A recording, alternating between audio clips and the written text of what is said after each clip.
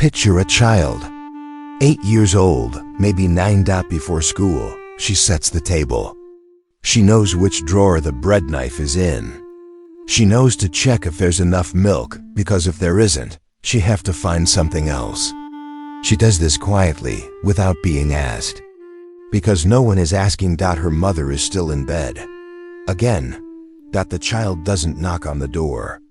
She learned a long time ago that some questions aren't safe to ask. So she doesn't ask. She slices the bread. The knife is a little big for her hands, but she's used to that too. She checks her younger brother's backpack. Homework done? Not quite. She finishes it herself, quickly, before the bus comes. She locks the front door. She walks to school. She's smiling. Her teacher watches her come in and says, "My, you're so mature for your age." And for a moment, it sounds like a compliment. It sounds like something to be proud of, but maturity was never something this child chose.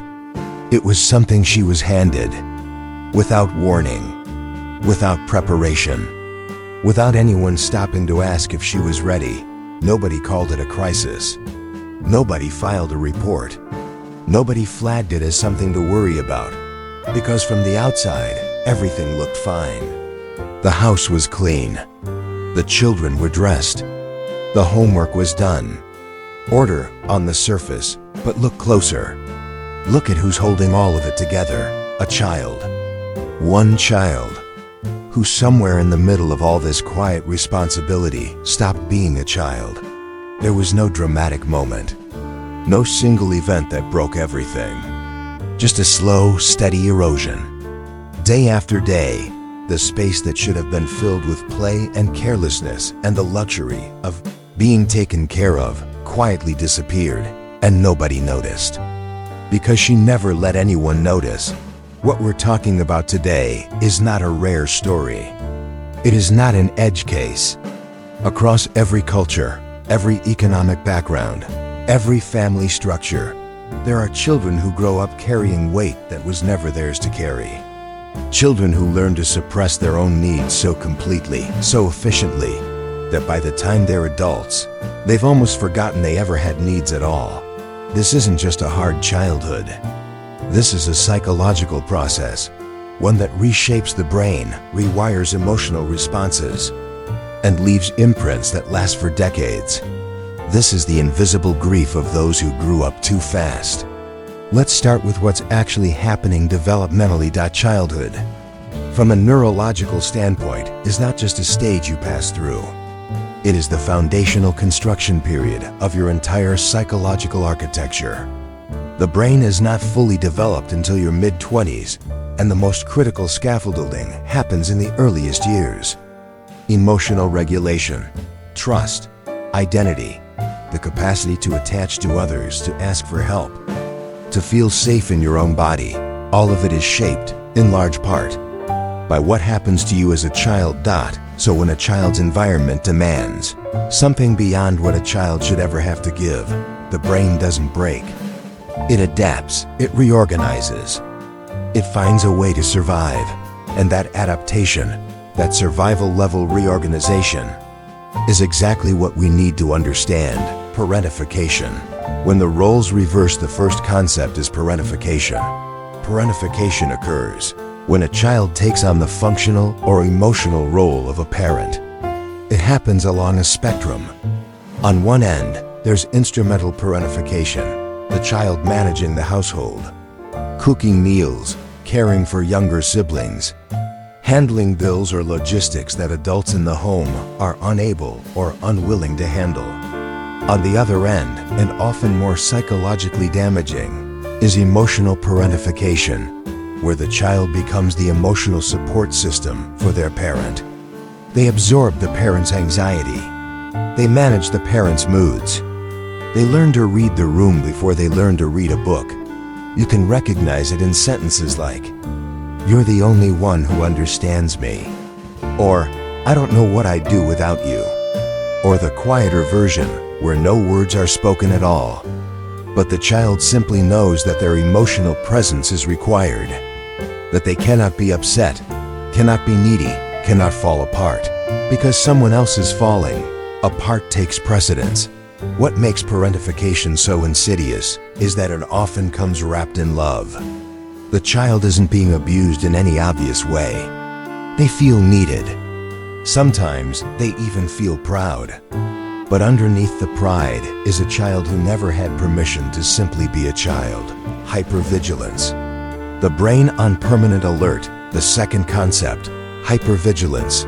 A child who grows up in an emotionally unpredictable environment, where a parent's mood can shift without warning, where safety feels conditional, where you never quite know what version of the morning you're going to wake up to. That child's nervous system learns to stay on guard.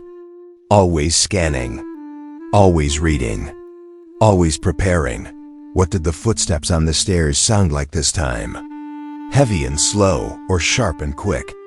Is she in the kitchen? And if so, what kind of silence is it? The okay kind or the dangerous kind? When he came home from work and didn't say anything, does that mean tired, or does that mean tonight is going to be hard? This is not anxiety in the clinical sense. At least not initially. This is a child doing exactly what their environment required them to do: survive. And the brain is extraordinarily good at survival. It learns these cues. It internalizes them. It builds neural pathways devoted entirely to threat detection. The problem is that brains don't come with an off switch for this process. Once hypervigilance becomes the default operating mode, it stays. The child who once scanned the kitchen for their parents' mood grows up to scan the conference room for their boss's expression. They read text messages for tone. They lie awake replaying conversations, checking for warning signs. They are exhausted in a way they can rarely explain, because the exhaustion is not physical. It is the exhaustion of never, not once, fully letting their guard down. Emotional suppression. Learning to disappear inside. Third concept, and perhaps the one with the longest reach, is emotional suppression. Here is what the child learned. My feelings are a problem, not because anyone said it directly, but because the evidence was everywhere. When she cried, her mother got more overwhelmed. When he expressed fear, his father grew distant or dismissive. When she needed something, when she dared to have a need, the household became harder to manage. So the child made a calculation, not a conscious one, not a deliberate strategy, just a quiet learning, repeated every day until it became instinct. If I hide what I feel, things go more smoothly. If I need nothing, I cause less damage. If I am fine, always fine, then maybe everything can hold together. Over time, this isn't just performance. The suppression becomes real. The child doesn't just stop showing their emotions. They stop feeling them clearly. The internal signal gets quieter and quieter. And one day, they look inside and they're not even sure what they feel anymore. Neuroscience has something to say about all of this. Research on adverse childhood experiences, ACEs, consistently shows that chronic stress in childhood alters the development of the prefrontal cortex, which governs emotional regulation, impulse control, and decision-making. It keeps cortisol, the stress hormone, chronically elevated. It sensitizes the amygdala, the brain's alarm system, so that it fires faster and stays activated longer. These are not metaphors. These are measurable, structural changes. This child is not dramatic. This child is not weak. This child's brain reorganized itself around the demands of their environment, because that is what brains do. This is the psychology of a child, forced to grow up too fast, and it does not end when childhood does. Now you might ask why. Would any child willingly take on that role? And the answer is both simple and heartbreaking. Because they loved the people who needed them. Because some part of them believed, and maybe still believes, that if they could just be good enough, capable enough, steady enough, that eventually the people they loved would be okay. That the family would stabilize. That the love would be returned in full. That child grows up They leave the house, physically at least. They build a life, a career perhaps, a relationship, a version of adulthood that looks, from the outside, completely fine. But inside, the strategies they built in childhood are still running. And those strategies, which once kept them safe, now create the very suffering they were designed to prevent: hyper-independence. I'll handle it, my cell phone. Of the most recognizable patterns in adults who grew up too fast is what psychologists call hyper-independence. Not healthy independence, the kind that comes from confidence and self-trust, but a rigid, almost compulsive refusal to need anyone. These are the people who, when something goes wrong, immediately turn inward. They do not ask for help. They will exhaust every internal resource first. And when someone offers, genuinely offers, to help them, something inside them recoils. It feels dangerous. It feels like a trap. Because in their earliest experience, needing someone made you vulnerable. And vulnerability led to disappointment. So the safest thing was always to handle it yourself. The tragedy is that this strategy works. They are often extraordinarily capable people. They solve problems, manage crises, carry enormous loads without complaint. And this competence earns them praise, which reinforces the behavior. But beneath all of it is a person who has never, not once, truly allowed themselves to be held. Overachieving, earning the right to exist closely. Related is the pattern of overachieving, not from genuine passion or curiosity, but from a deep, unexamined belief that their worth is conditional on their usefulness. This is the direct legacy of emotional parentification. When you grow up in a home where your value is tied to what you provide, your steadiness, your help, your emotional labor, you internalize the message that love is not given freely. It is earned. And to keep earning it, you must keep achieving. So these adults work constantly. They over-deliver at work. They are the first to volunteer, the last to leave, the ones who say yes when they mean no. They accumulate achievements at a pace that impresses everyone around them. But ask them, quietly, in an honest moment, whether they feel successful, and many of them will hesitate. Because the finish line keeps moving. Because no achievement has yet answered the question underneath all the striving. Am I enough? Would they still love me if I stopped? Emotional numbness. A stranger to your own feelings, perhaps the most disorienting pattern is emotional numbness, a kind of flatness that settles over the emotional landscape. These individuals often appear remarkably composed, calm under pressure, unshakable in a crisis, and there is genuine strength in that. But in quieter moments, they notice something that unsettles them. They don't feel much. Good things happen, and there is a kind of intellectual acknowledgement. Yes, this is good, but no warmth, no aliveness, no resonance. They go on vacation and feel vaguely guilty for not enjoying it.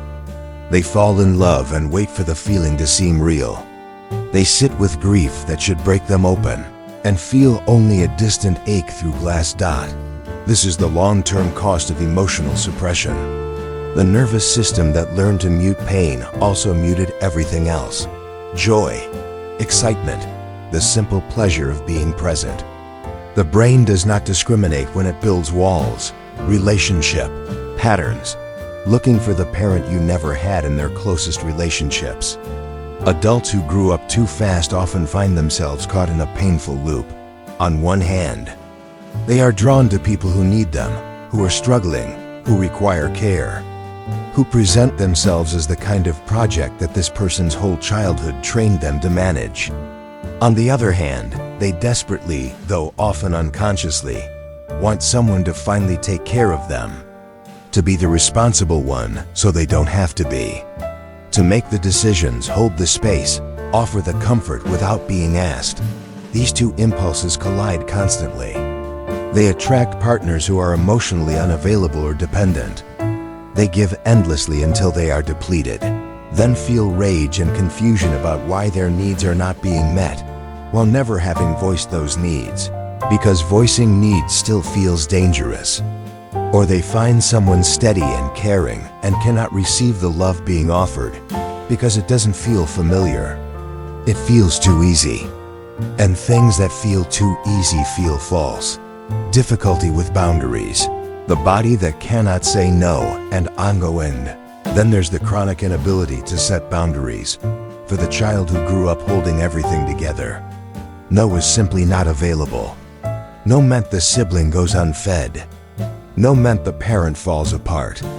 No meant everything collapses and it is your fault. So no became physically uncomfortable. Saying it causes a surge of guilt so immediate and so intense that it overrides the self-protective impulse every time. As adults, these individuals overcommit, overextend, and overexplain. They apologize for having preferences. They help people they resent helping. They lie awake at night, feeling trapped by obligations they never should have agreed to. And then they agree to more. Because the alternative feels like abandonment, like failure, like becoming the very thing they spent their whole childhood trying not to be, a burden. These are not personality flaws. They are not character weaknesses. They are coping strategies, built by a child who had no other tools, still running on autopilot in an adult body. So what do we do with all of this? Because at this point in a video like this, there's a temptation, and I understand it, to reach for something comforting. Gratitude journaling, positive affirmations, reframing your past as something that made you stronger. And I'm not going to tell you those things are worthless, but I am going to tell you they're not enough, because they don't go deep enough. They stay on the surface, and the surface is not where the wound lives. Real healing, the kind that actually changes your nervous system, your relationship patterns, your ability to receive love and to rest. That kind of healing requires going somewhere most people would rather not go. This is the beginning of shadow work. What is the shadow? The concept of the shadow comes from Carl Jung. The shadow, in Jungian psychology, is the part of the self that has been pushed out of conscious awareness, the emotions, needs, impulses, and parts of the personality that were not safe to express, and so were buried. For someone who grew up too fast, the shadow is often full of things that feel almost shameful to acknowledge. The rage at parents who were supposed to protect you and didn't. The grief for a childhood you never got to have. The longing to be taken care of, to be small and safe and held.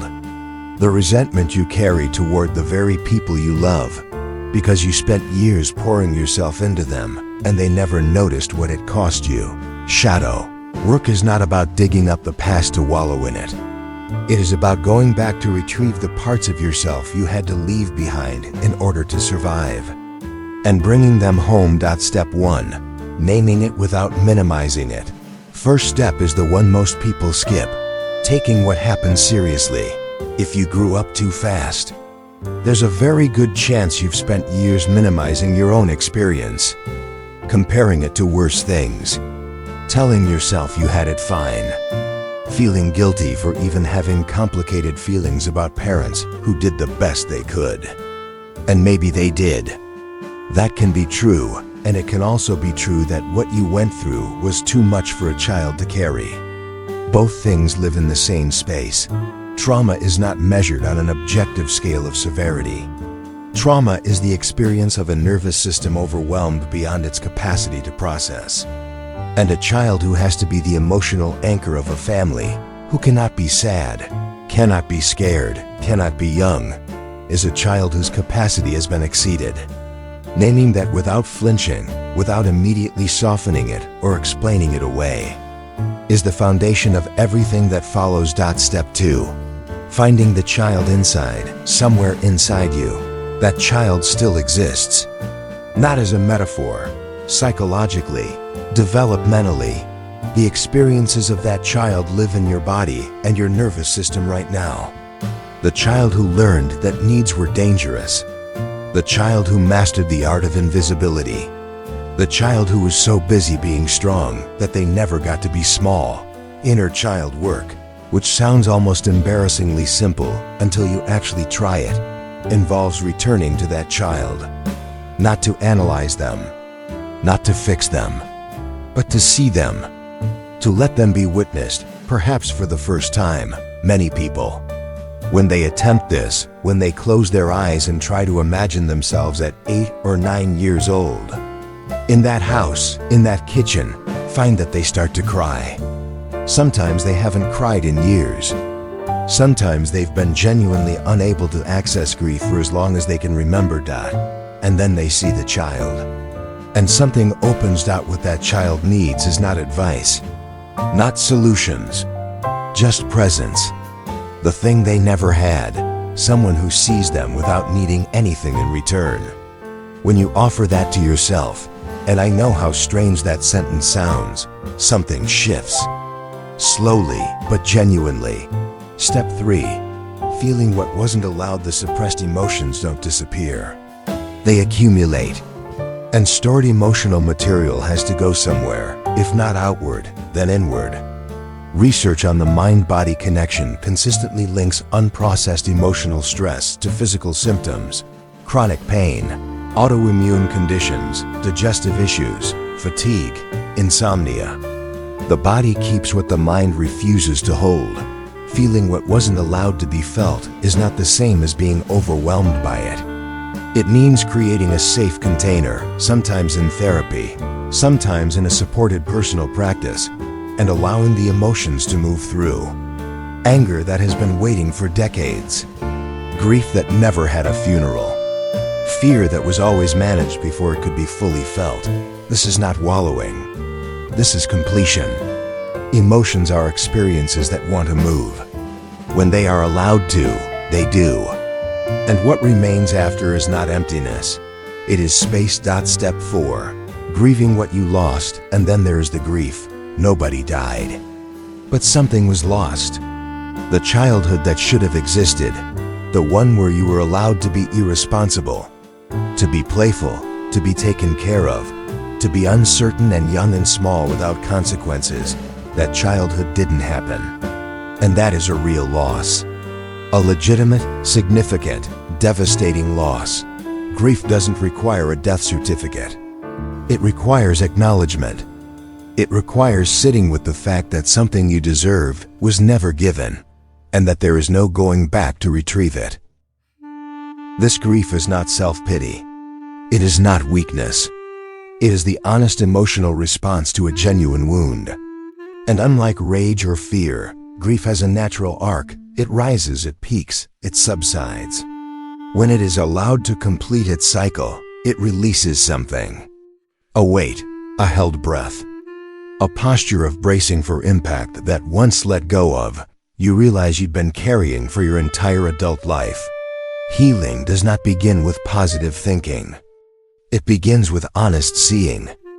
And honest seeing, for someone who grew up too fast, is the most radical act of self-compassion possible. So, if you're someone who grew up too fast, if you recognized yourself in that child, or in those adult patterns, or in the particular exhaustion of being competent for so long that you've forgotten how to be anything else, I want to say something directly to you. Your maturity was never the problem. The problem was never that you were capable, or steady, or perceptive. The problem was that a child who needed care was placed, instead, in the position of providing it. That gap, between what you needed and what you received, is where all of this began. And none of that was your fault. Not one piece of it. You didn't choose this, but you can choose what's next. For a long time, you didn't have a choice. That's important to really sit with, because many people who grew up too fast have internalized a kind of warped pride about it. A belief that they chose to be strong. That strength is who they are. And it may be. But the original version of that strength, the one forged in a kitchen, with a knife too big for your hands, that was not a choice. That was survival, which means it was never the whole story. It was always a response to a particular context. And the context has changed. You are no longer 8 years old. You are no longer in that house. There is no one who will fall apart if you admit you're exhausted. There is no sibling who will go hungry if you take a day to do absolutely nothing. The conditions that created those strategies no longer exist, and for the first time, you have something you never had before, a genuine choice about who you want to be. You can choose to ask for help. You can choose to say no. You can choose to feel things without immediately managing them. You can choose to receive care, to let someone be kind to you without treating it like a debt, to be repaid or a trap to escape from. These choices will feel profoundly uncomfortable at first. The brain will resist. Old patterns will surface. You will hear that familiar inner voice insisting that this is dangerous, that needing people is weakness, that you should just handle it yourself. That voice is not wisdom. That voice is the echo of a child who learned to survive. You can thank it for its service, and then gently, consistently, choose differently. The child can come home. Here is what I believe, and what the research on post-traumatic growth consistently supports. It is possible to recover what was lost. Not to go back, there is no going back, but to go forward into a life where the parts of you that were buried are finally allowed to surface. The playfulness that was never safe to express. The vulnerability that was never permitted. The softness underneath all the armor. The simple capacity to receive, not just give. To be, not just do. These things did not die. They were shelved, and they are still there, waiting with remarkable patience for the moment when you decide it's safe to retrieve them. Inner healing is not a dramatic event. It is not a single session or a revelation or a morning when you wake up and everything is different. It is a slow, steady turning toward yourself, toward honesty, toward the parts of your story you've been managing rather than feeling. It is the accumulation of small choices, to speak up when you've always gone quiet, to rest when you've always pushed through, to let someone see you struggle when you've always performed competence. It takes time. It is not linear. There will be days when the old patterns rush back in and you wonder if anything has changed at all. And then there will be a moment, small, quiet, easy to miss, when you notice that something is different, that you feel something you couldn't feel before, that you asked for something you needed, that you let yourself be held. Those moments are not small. Those moments are everything. A final word. We started this video with a child. 8 years old, maybe 9. Setting the table. Finishing her brother's homework. Locking the door. Smiling. That child was extraordinary. Everything she did to hold her world together, that was real strength. It was real love. And it cost her something she didn't even know she was paying. If that child is you, or someone you love, I want you to know this. The story isn't finished. The chapter that was missing doesn't have to stay missing. The care that was never given doesn't have to remain permanently absent. You can give it now. To yourself. In the way you speak to yourself when you've made a mistake. In the way you allow yourself to rest without earning it first. In the way you let people in, slowly, carefully, but genuinely. In the way you finally, at whatever age you are reading this, give that child inside you the one thing they've been waiting for all along: permission to come home. You never had a childhood, but you still have a future. And that future, unlike your past, belongs entirely to you.